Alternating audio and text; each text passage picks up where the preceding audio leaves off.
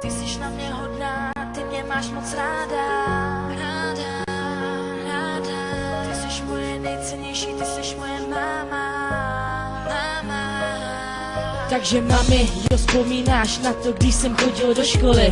Dělal jsem problémy, dělal jsem zle, dělal jsem všechno podle sebe, všechno opačně. Ty jsi do ředitelny chodila, mé problémy řešila. Byl jsem neohleduplnej, furt si jenom brečela. Ty jsi to nezasloužila, ty jsi jiná, ty nejsi obyčejná, ty jsi výjimečná.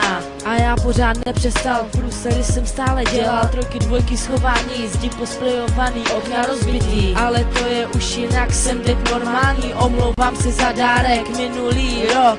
11.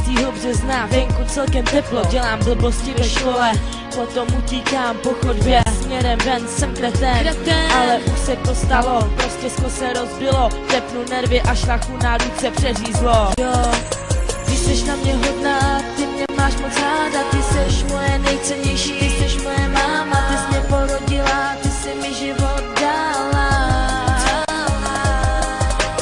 Ty jsi na mě hodná, ty mě máš moc ráda, ty jsi moje nejcennější, ty jsi moje máma, ty jsi mě porodila, ty jsi mi život dala.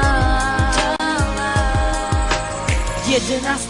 března, datum tvého narození, taky datum mého úrazu. Na ten den nezapomenu, krev tepná, přeřízlá, spousta zmatků.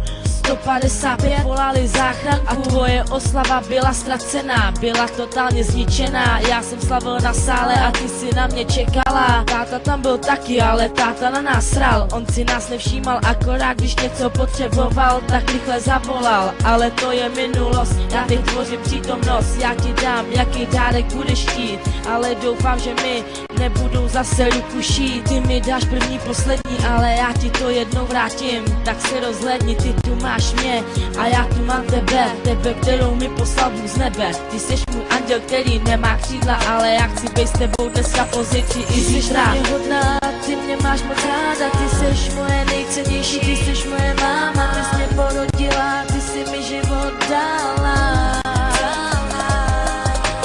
Ty jsi na mě hodná, ty mě máš moc ráda, ty jsi moje nejcennější, ty jsi moje máma, ty jsi mě porodila, ty jsi mi život dala. Ty jsi moje nejcennější, ty jsi moje máma, ta máma, která má fakt blbýho syna. Ten, co tě hodně dlouho potápěl, ale on to nevěděl. On byl totálně blbý, ale teďkon je jiný. Začal chápat slovo rodina, začal tě mít fakt moc rád. A kdo se ptá, tak ten povedenej syn jsem byl já. Já nechci už tě nikdy ublížit, nechci tě ztratit, já nechci tě nikdy využít, tebe mi nikdo nemůže nahradit. Miluju tě, mami. Ty jsi moje nejcennější, ty jsi moje máma.